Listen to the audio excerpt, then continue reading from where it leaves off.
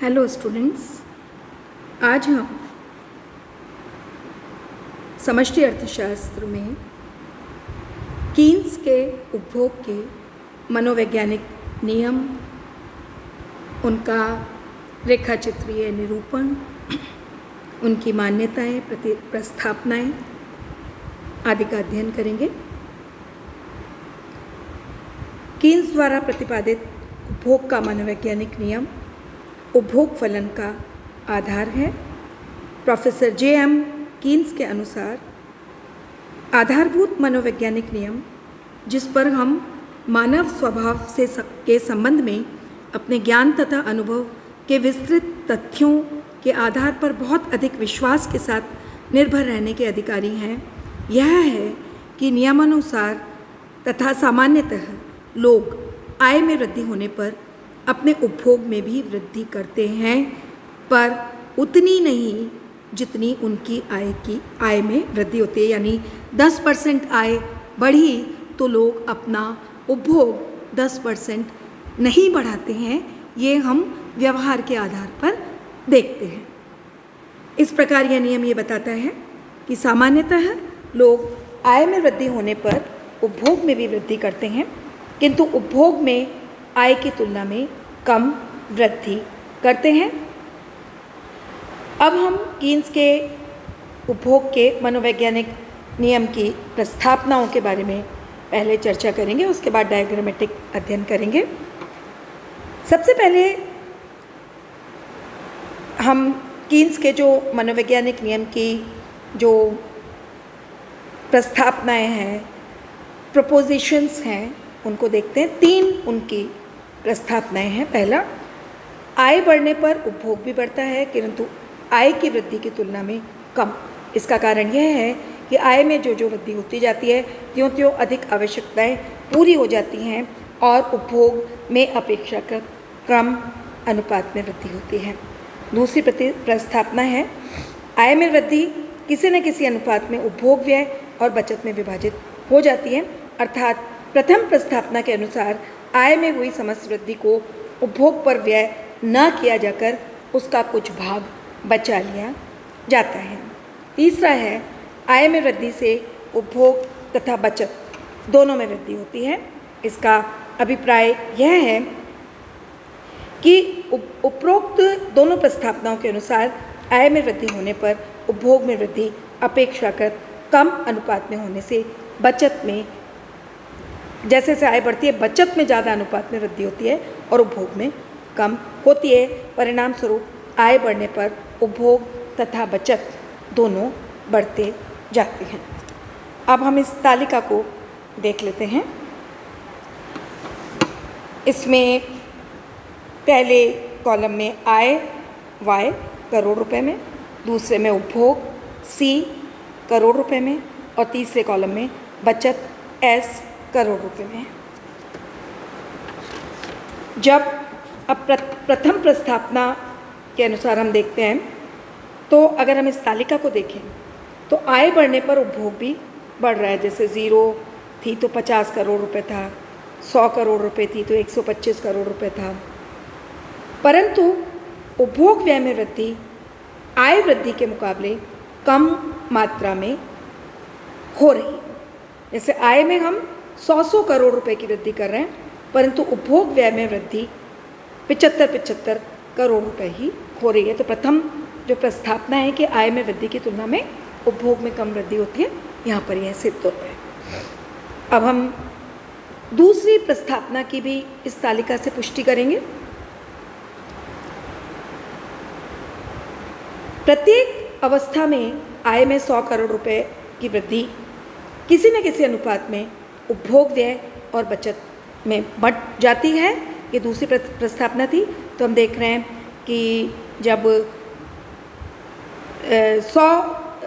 0 आय थी तो 50 करोड़ रुपए व्यय था, और ये डिस सेविंग्स करके, जिसे हम ऑटोनोमस कंजम्पशन कहते हैं, हमने उधार लेके पुरानी बचतों को अबचतों में परिवर्तित करके यह कंजम्पशन किया, जो कि -50 बता रहा है। यानी कोई बचत नहीं हो रही है, अबचत करके या उधार लेके हमने ये पूरा किया है उपभोग।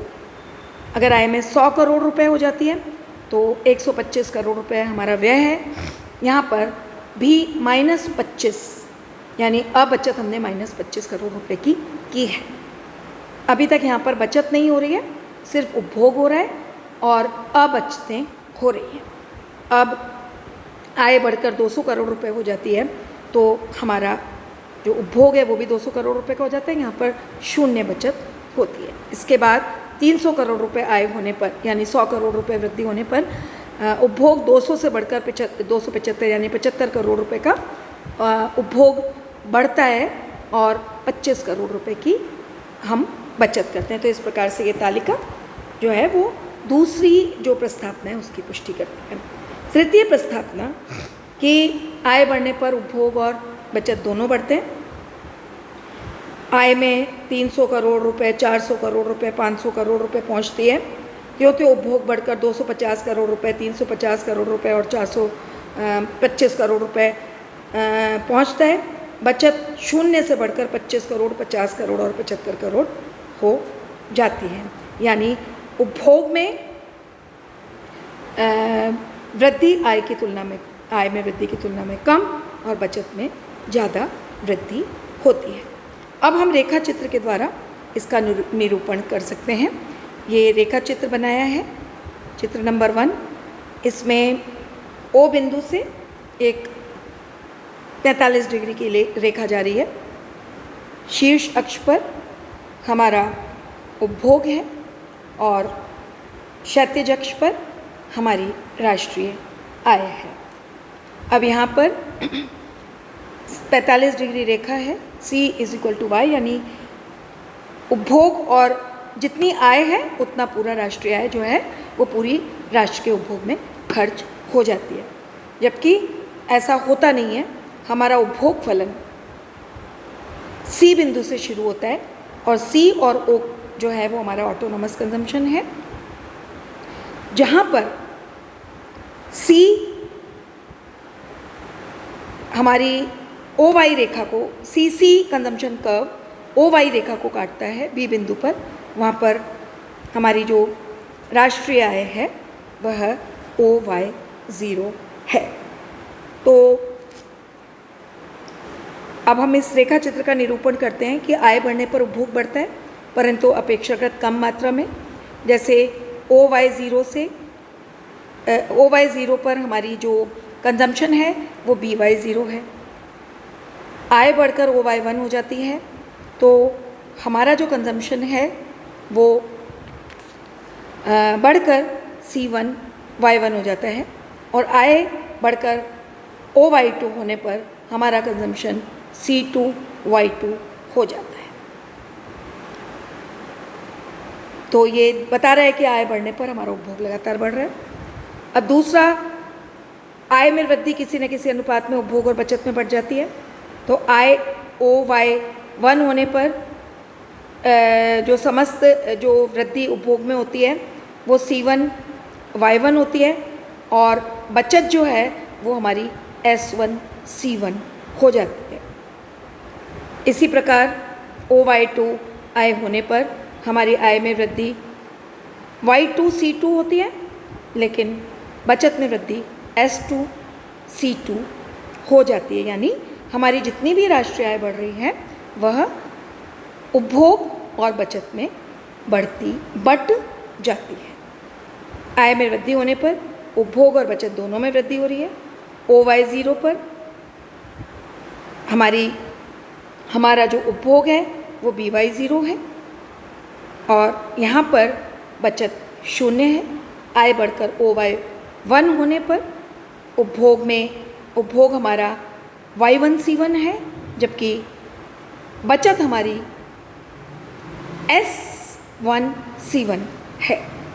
आय और अधिक बढ़ जाने पर हमारी OY2 आय हो जाने पर C2Y2 हमारा उपभोग हो जाता है और S2C2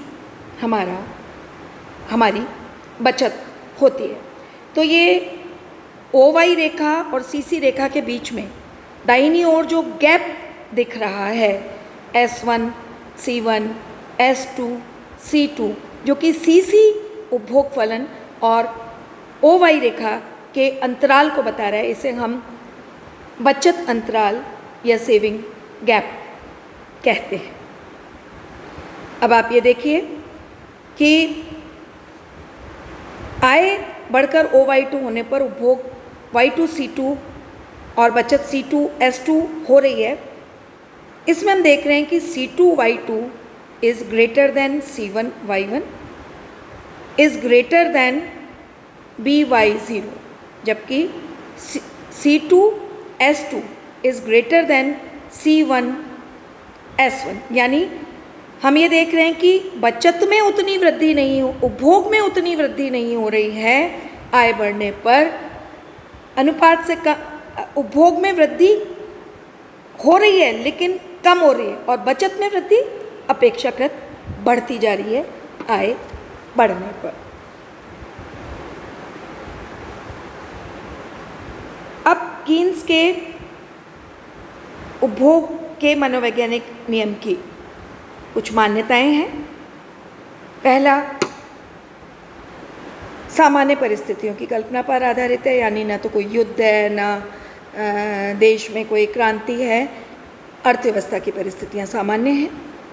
दूसरा, उपभोग व्यय को प्रभावित करने वाली मनोवैज्ञानिक तथा संस्थागत अवस्थाएं स्थिर रहती हैं, तभी यह लागू होता है नियम। तीसरा है, यह नियम पूंजीवादी स्वतंत्र अर्थव्यवस्था की कल्पना पर आधारित है, जिसमें राज्य का कोई हस्तक्षेप नहीं होता है। प्रोफेसर कुरिहारा के अनुसार कीन्स के नियम को मोटे तौर पर अल्प अवधि की सामान्य परिस्थितियों में स्वतंत्र उपभोक्ताओं का लगभग वास्तविक समष्टि व्यवहार माना जा सकता है। अब नेक्स्ट हम देखते हैं कि कीन्स के उपभोग के मनोवैज्ञानिक नियम में जो निहित तत्व हैं वो क्या हैं, उनके बारे में हम चर्चा करते हैं। तो उपभोग फलन का आधार बेसिकली कीन्स का उपभोग का मनोवैज्ञानिक नियम ही है। इस नियम में निहित जो तत्व हैं उपभोग फलन के महत्व को उजागर करते हैं, और इसके महत्व को हम निम्न बिंदुओं से समझा सकते हैं। सबसे पहला, से के नियम का खंडन। हमने जब क्लासिकल इकोनॉमिस्ट या परंपरावादी प्रतिष्ठावादी अर्थशास्त्रियों के विचार पढ़े थे तो हमने से के नियम का अध्ययन किया था। से का नियम आप जानते हैं कि क्या कहता है, पूर्ति स्वयं अपनी मांग का निर्माण करती है, अतः अर्थव्यवस्था में सामान्य अति उत्पादन संभव नहीं होता है।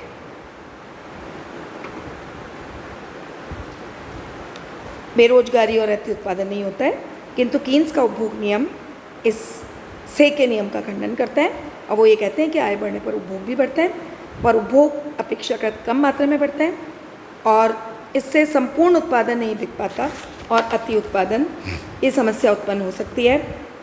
उत्पादन जिससे बंद हो सकता है और सामान्य बेरोजगारी फैल सकती है, और 1930 की मंदी इसका उदाहरण है। दूसरा है अल्प रोजगार जो संतुलन का महत्व। कीन्स ने अपने जो सिद्धांत बताया उसमें अल्प रोजगार संतुलन का महत्व बताया है और उसका अस्तित्व बताया है। और ये जो अल्प रोजगार संतुलन की अवधारणा है वो भी कीन्स के मनोवैज्ञानिक नियम पर आधारित है। कीन्स के अनुसार प्रभावपूर्ण मांग का बिंदु जो रोजगार के स्तर पर को निर्धारित करता है वह पूर्ण रोजगार बिंदु ना होकर अल्प रोजगार संतुलन का बिंदु हो सकता है, जबकि क्लासिकल इकोनॉमिस्ट कहते थे कि अर्थव्यवस्था में जो संतुलन होता है वह हमेशा पूर्ण रोजगार पर होता है। और क्योंकि उपभोग व्यय आय में वृद्धि के मुकाबले कम रहने से प्रभावपूर्ण मांग में न्यूनता रहती है। अब अतः यदि सरकार आय और उपभोग के अंतराल को निवेश में वृद्धि से भर दे तो पूर्ण रोजगार के संतुलन पर कीन्स के अनुसार पहुंचा जा सकता है। कीन्स ने राज्य के हस्तक्षेप पर बल दिया था।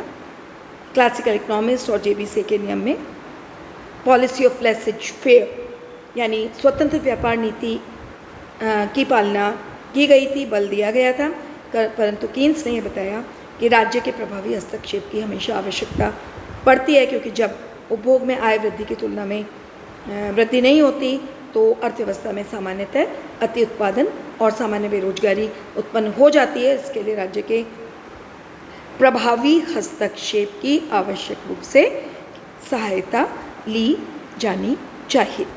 नेक्स्ट है मंदी की व्याख्या। कीन्स का मनोवैज्ञानिक नियम विकसित देशों में मंदी की व्याख्या करने में मदद करता है, क्योंकि विकसित देशों में आय का स्तर ऊंचा होने और सीमांत उपभोग प्रवृत्ति MPC कम होती है और बचत प्रवृत्ति आय में वृद्धि के साथ साथ बढ़ती है, तो बचतों का स्तर ऊंचा रहने से और उपभोग प्रवृत्ति घटने से वस्तुओं की कुल पूर्ति कुल मांग से बढ़ जाती है और अति उत्पादन की अवस्था पैदा हो जाती है, मंदी की अवस्था उत्पन्न हो जाती है, बेरोजगारी की अवस्था उत्पन्न हो जाती है। कीन्स ने विकसित राष्ट्रों में प्रभावपूर्ण मांग की कमी के कारण जो बेरोजगारी और अति उत्पादन की समस्या उत्पन्न होती है उसका वर्णन किया था। नेक्स्ट है व्यापार चक्रों के मोड़ बिंदुओं की व्याख्या। कीन्स ने और कीन्स के मनोवैज्ञानिक नियम ने अर्थव्यवस्था में व्यापार चक्रों के मोड़ बिंदुओं की व्याख्या की है। लोगों द्वारा अपनी आय में संपूर्ण वृद्धि को उपभोग पर व्यय न करने के कारण अर्थव्यवस्था में पूर्ण रोजगार के स्तर तक पहुंचने के पहले ही अर्थव्यवस्था नीचे की ओर मुड़ना शुरू कर देती है। उत्पादन के मुकाबले मांग कम होने के कारण अति उत्पादन और उत्पादन में कमी होने के कारण बेरोजगारी तथा पूंजी की सीमांत उत्पादकता में कमी अर्थव्यवस्था को मंदी की ओर ढकेलती है। इसके विपरीत जब मंदी काल में आय घटती है, उपभोग घटता है, किंतु आय में कमी के कारण की अपेक्षाकृत कम उससे अर्थव्यवस्था पूर्ण मंदी की अवस्था में पहुंचने से पहले ही ऊपर की ओर मुड़नी शुरू हो जाती है। तो आय घटने के बाद भी लोग उपभोक्ता वस्तुएं खरीदते रहते हैं, जिससे मंदी के दौरान अतिरिक्त स्टॉक भी समाप्त होने और उपभोक्ता का व्यय चालू रहने के कारण रिवाइवल प्रारंभ होता है। तो ये जो व्यापार चक्र के जो मोड़ बिंदु हैं उनकी व्याख्या कीन्स के मनोवैज्ञानिक नियम के द्वारा होती है।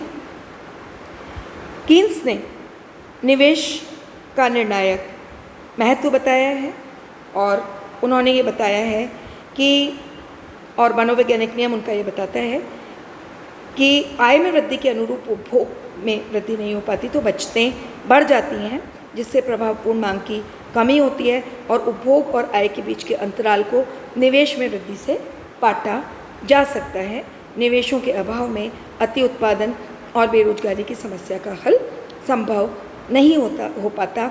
अतः बेरोजगारी पर नियंत्रण के लिए निवेशों में वृद्धि आवश्यक हो जाती है। पूंजी की सीमांत उत्पादकता की गिरती प्रवृत्ति। कीन्स के मनोवैज्ञानिक नियम के अनुसार जब उपभोग व्यय में आय में वृद्धि की अनुपात में वृद्धि नहीं होती है तो उपभोक्ता वस्तुओं की मांग में गिरावट से बाजार में वस्तुओं की भरमार, कीमतों में गिरावट, उत्पादन में कमी, पूंजीगत उत्पादों में कमी आदि से लाभ की प्रत्याशित दर तथा व्यापारिक प्रत्याशाएं घटने से पूंजी की सीमांत उत्पादकता में ह्रास होगा और बिना उपभोग प्रवृत्ति बढ़े पूंजी की सीमांत उत्पादकता में घटती प्रक्रिया को अल्पकाल में रोक पाना संभव नहीं हो पाता। केवल दीर्घकाल में ही पूंजी की सीमांत उत्पादकता को बढ़ाना संभव हो पाता है। नेक्स्ट है स्थायी अति बचत तथा अल्प निवेश अंतर का खतरा। कीन्स के मनोवैज्ञानिक नियम के द्वारा यह स्पष्ट किया जाता है, यह स्पष्ट संकेत है कि जो आय में वृद्धि होती है त्यों आय और उपभोग के बीच में अंतराल, जैसा कि हमने अभी ऊपर के चित्र में भी देखा था, अंतराल बढ़ता जाता है। उससे बचतों में तो निरंतर वृद्धि होती है और आय में अपेक्षाकृत कम उपभोग में कम वृद्धि होती है, जबकि प्रभावपूर्ण मांग में तदानुरूप वृद्धि नहीं होने के कारण लाभ की प्रत्याशित दर में कमी होती है। पूंजी की सीमांत उत्पादकता को घटाकर निवेशों में गिरावट होती है। परिणाम स्वरूप अर्थव्यवस्था में स्थायी अति बचत और अल्प निवेश अंतर का खतरा बढ़ जाता है। नेक्स्ट है मजदूरी दरों में परिवर्तन के प्रभाव की व्याख्या। प्रोफेसर कीन्स ने आर्थिक मंदी के नियंत्रण हेतु मजदूरी दरों में वृद्धि करने का समर्थन क्या है, क्योंकि मजदूरी दरों में परिवर्तन का उपभोग पर प्रत्यक्ष प्रभाव पड़ता है। मजदूरी दरें बढ़ने पर श्रमिकों की आय बढ़ती है, उनकी सीमांत उपभोग प्रवृत्ति अधिक होती है। अमीरों की तुलना में गरीबों की सीमांत उपभोग प्रवृत्ति अधिक होती है और इस कारण से बढ़ी हुई आय का अधिक भाग उपभोग पर व्यय करते हैं, जिससे प्रभावपूर्ण मांग में वृद्धि होती है। इसके विपरीत जब मजदूरी दरों में कटौती की जाती है तो उनकी आय घटने से उपभोग व्यय भी घट जाता है। जैसे क्लासिकल इकोनॉमिस्ट ये कहते थे कि अर्थव्यवस्था में यदि पूर्ण रोजगार पाना है तो मजदूरों की मजदूरी में कम करके जो